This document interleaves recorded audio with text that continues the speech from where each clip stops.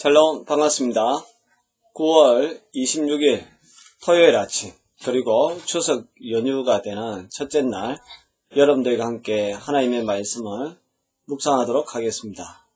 오늘 함께 묵상할 말씀은 골로새서 3장 12절에서 17절에 있는 말씀입니다. 그러므로 너희는 하나님이 택하사 거룩하고 사랑받는 자처럼 긍휼과 자비와 겸손과 온유와 오래 참음을 옷 입고 누가 누구에게 불만이 있거든 서로 용납하여 피차 용서하되 주께서 너희를 용서하신 같이 너희도 그래야 하고 이 모든 것 위에 사랑을 더하라. 이는 온전하게 매는 띠니라. 그리스도의 평강이 너희 마음을 주장하게 하라. 너희는 평강을 위하여 한 몸으로 부르심을 받았나니 너희는 또한 감사하는 자가 되라. 그리스도의 말씀이 너희 속에 풍성히 가하여 모든 지혜로 피차 가르치며 건면하고 시와 찬송과 신령한 노래를 부르며 감사하는 마음으로 하나님을 찬양하고 또 무엇을 하든지 말에나 일에나 다 주 예수의 이름으로 하고 그를 힘입어 하나님 아버지께 감사하라. 아멘. 오늘 이 본문 말씀 속에서는 새 사람을 입은 사람들이 어떠한 삶의 자세를 가지고 또 어떻게 행동해야 되는가에 대해서 말씀해 주고 있습니다. 오늘 12절 말씀에서 너희는 하나님이 택하사 거룩하고 사랑받는 자처럼 이야기하고 있는데요.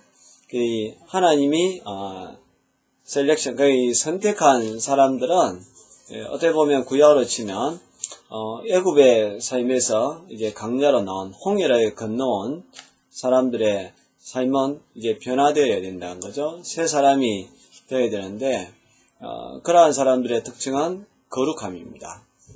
하나님도 내가 거룩하니 너희도 거룩하라 라고 말씀하셔서 선민은 뭐냐 누구냐라고 했을 때에 그 사람이 속된 것을 버리고 거룩함으로 나아가는 사람들이 선민, 선택된 민족의 특징이라는 것이죠. 그리고 사랑받는 자처럼 저와 여러분들은 이미 예수님을 통하여서 큰 사랑을 받은 사람들입니다. 사랑을 아는 사람이 사랑할 수 있지 않겠습니까? 우리가 사랑을 받는 자처럼 또 하나님의 그 사랑과 예수님의 그 사랑이 얼마나 큰지를 알았기 때문에 그런 사람들은 이렇게 살아야 된다는 거죠. 그러면서 이제 말씀하시기를 긍휼이 있어야 되고 자비가 있어야 되고 겸손 그리고 온유 오래 참음 이러한 것을 이제 옷 입어야 된다라고 말씀하고 있습니다. 긍휼은 다른 사람을 불쌍히 여기는 그러한 마음이죠. 자비는 또 다른 사람에게 친절하게 하는 것을 이야기를 합니다. 저와 여러분들은 예수님 안에서 변화된 사람들이기 때문에 긍휼의 마음이 있어야 되고요. 자비의 마음이 있어야 됩니다. 또 동시에 겸손의 마음도 갖춰야 된다. 이 겸손이라는 것은 없는 사람들이 하는 것은 아닙니다. 앞에 있는 단어처럼 긍휼과 자비를 베푼 사람들이 가져야 하는 것이 겸손이라는 것이죠. 우리가 다른 사람에게 동정을 베풀고 또 자비를 베풀고 그것이 어떤 자기의 공로가 된다든지 또 자기의 어떤 그 행위를 다른 사람들에게 보여주는 그러한 바리새인적인 그러한 삶을 살아서는 안 된다는 겁니다.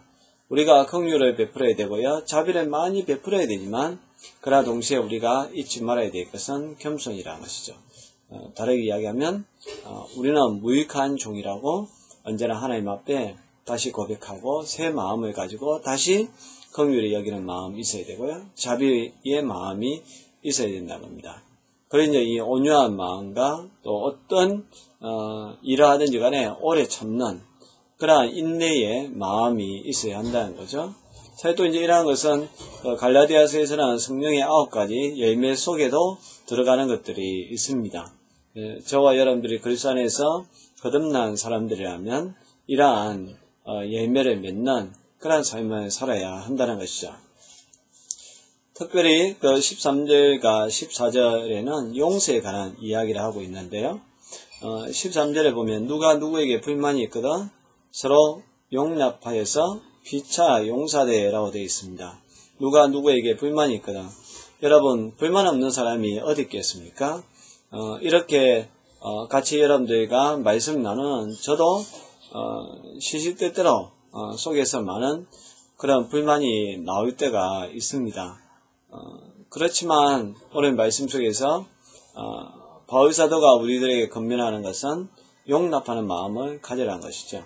용납하는 마음이라는 것은 여기 마음을 넓히는 것을 이야기합니다. 마치 바다처럼 다른 사람들이 나를 향하여서 공격을 할 때도 있고 또 내 마음에 상처를 줄 때도 있는데 그러한 때일수록 이 마음을 넓힐 수 있는 그런 용납의 마음이 있어야 한다는 것입니다.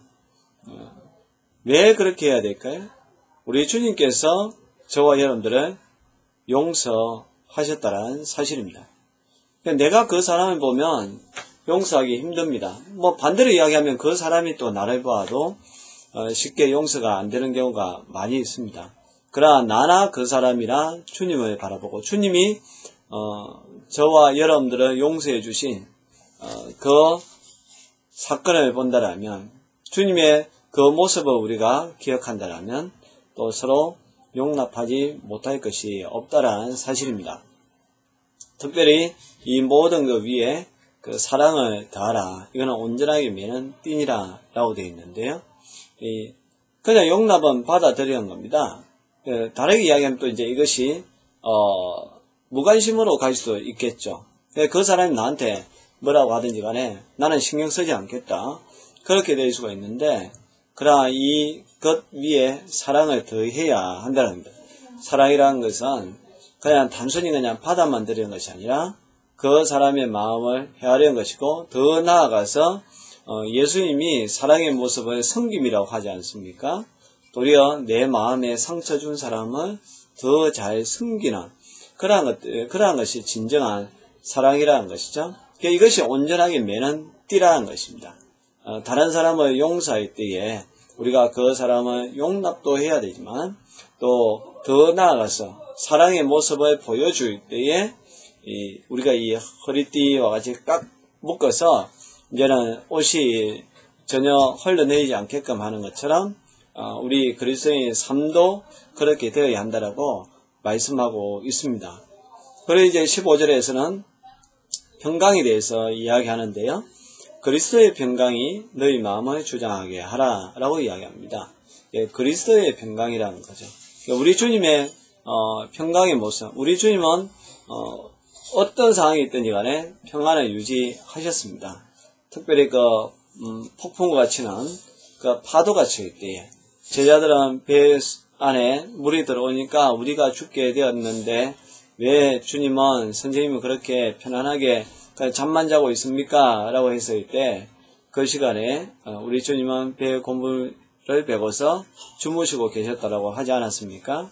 세상이 요동친다 할지라도 우리 예수님은 평안 가운데 계셨고요.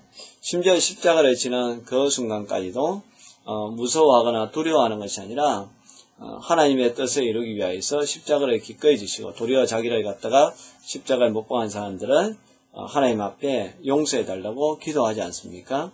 이것이 진정한 평강의 그리스도의 평강의 모습이란 사실입니다. 저와 여러분들도 가져야 하는 이 평강 이런 것이죠.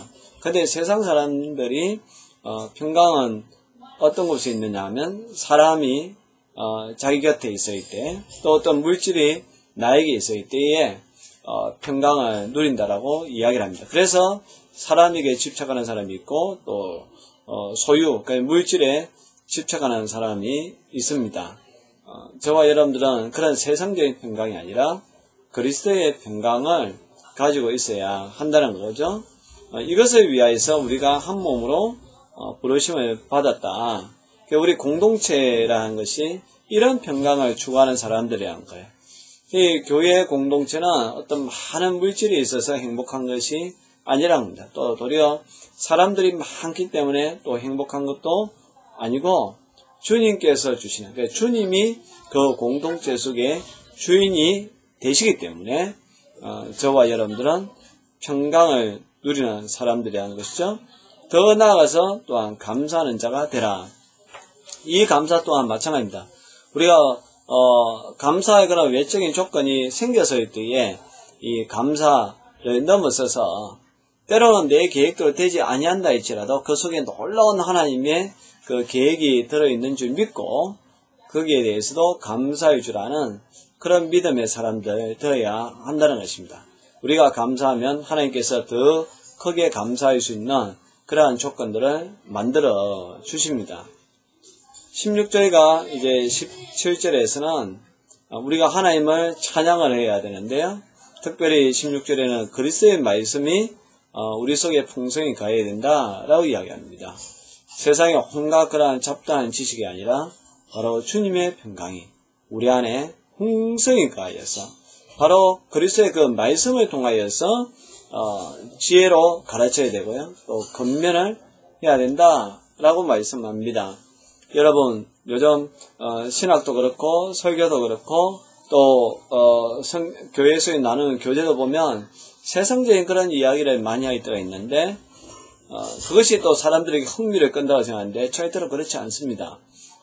저와 여러분들은 오로지 하나님의 말씀이 중심이 되어서 그 말씀을 나누는 사람들, 또 그 말씀에 대해서 도전을 받고 또 그 말씀을 통해서 우리의 삶에 변화가 일어나야 된다. 그러기 위해서는 그리스도의 말씀이 풍성히 되어야 한다는 겁니다.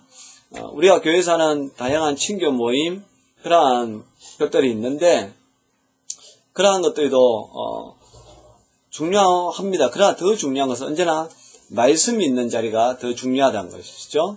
이 예배의 자리에서 저와 여러분들이 하나님의 말씀에 귀를 기울여야 되고요.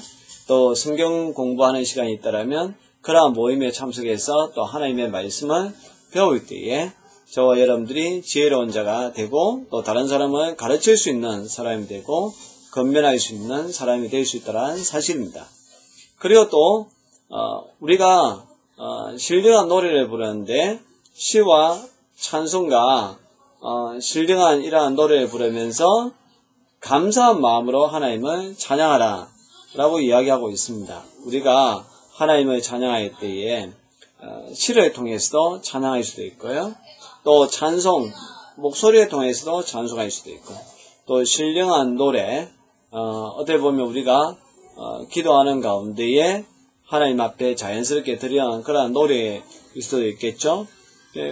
어떠한 그 방법이든지 우리가 하나님을 감사하는 마음으로 찬양을 해야 된다라고 말씀하고 있습니다. 여러분들이 길을 갈 때에도 세상에 피어있는 꽃들을 보면서 하나님을 찬양할 수 있기를 바랍니다. 특별히 지금 추석 연휴지 않습니까? 이 먼 길을 이제 가다 보면 짜증나고 불평나고 또 너무 길이 멀어 보이는데 그렇게 생각하지 마시고 이 길을 가다가 들가에 피어있는 꽃 한 송이를 보아도 하나님을 찬양했으면 좋겠고요. 또 황금 들녘을 바라보면서도 하나님을 찬양해서 그렇게 갔으면 좋겠습니다. 또 특별히 가을 하늘 얼마나 맑고 푸릅니까? 맑고 청명한 가을 하늘인데 그 하늘을 보면서도 하나님을 찬양할 수 있는 그런 믿음의 사람들, 감사가 넘치는 복된 사람들 되었으면 좋겠습니다. 무엇보다 우리가 또 17절에는 무엇을 하든지 예수님의 이름으로 하고 그를 힘입어 하나님 아버지께 또 감사하라 라고 이야기합니다. 여기서 무엇을 하든지 그 무엇에는 말도 포함되고요. 우리의 행위가 들어가는 일도 포함됩니다. 우리가 말해도요. 예수님의 이름으로 해야 되고요. 또 어떤 일을 하든 간에 주님의 이름으로 해야 한다는 것입니다. 그렇게 될 때에 우리가 능력을 가지고 그 일을 할 수 있을 뿐만 아니라 또 모든 영광을 하나님 앞에 돌릴 수가 있게 된다는 것이죠. 그래서 그를 힘입어 하나님 아버지께 감사하라 라고 이야기합니다. 오늘 우리가 읽었던 이 본문 속에서 감사라는 단어가 참 많이 있습니다. 15절에도 보면 감사가 있고요. 그 다음에 또 16절에도 보면 감사하는 마음으로 하나님을 찬양하라 하고 또 17절에도 보면 그를 힘입어 하나님 아버지께 감사하라 라고 이야기합니다. 어떻게 보면 지금 추석과 추석 연휴와 꼭 맞는 말씀인데요.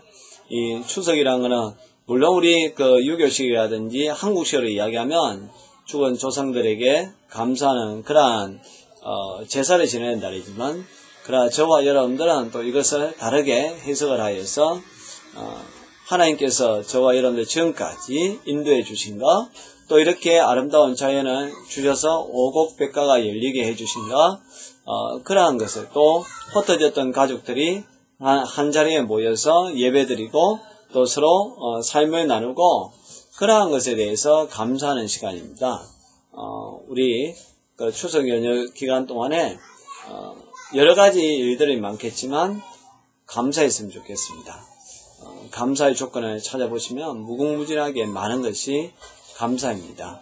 저는요, 일단은 제가 하는 이 참 부족한 사람인데, 그 큐티 묵상하는 이것을 들어주는 여러분들이 있다는 것이 너무너무 감사하고요. 저는 우리 느낌 있는 교회 공동체, 그 지체들, 함께 신앙생활하는 것이 너무너무 감사합니다. 또, 카페와 같은 곳에서 매일 시간을 보낼 수 있다는 것도, 감사하고요. 또, 제 육체가 또 이제 움직일 수 있다는 거, 이것도 너무 감사하고, 가족들이 있는 것도 감사하고, 참 돌아보니까 감사할 게 너무 많아요. 아마 여러분들은 저보다 더 많은 감사가 넘칠 거라고 생각합니다. 힘들고 어려운 일이 있다 할지라도, 그 속에서 여러분들이 감사의 조건을 찾아보면 감사가 있고요. 또 그렇게 감사를 하다 보면 하나님께서 반드시 여러분들에게 더 큰 감사를 넘치도록 해 주실 줄로 믿습니다. 아무쪼록 여러분들 혹시 이제 오늘 고향길 간다라면 안전운전 하시고요. 또 즐겁게 고향길 잘 다녀오시기를 바랍니다. 기도하겠습니다. 하나님 아버지, 이제 우리가 그리스도 안에서 새 사람이 되었기 때문에 저희들은 긍휼의 마음, 자비의 마음, 온유의 마음, 오래 참는 그러한 마음 빚을 뿐만 아니라 특별히 다른 사람을 용납하고 용서하고 더 나아가서 사랑하는 사람 되게 하여 주시고, 또 하나님 아버지, 저희가 감사하는 사람 되게 하여 주옵소서. 어떤 일에든지 감사가 넘치게 하여 주옵소서. 고향으로 가는 길 우리 하나님 안에서 감사하며 찬양하며 그 길을 걸어가게 하여 주옵소서. 예수님의 이름으로 기도합니다. 아멘.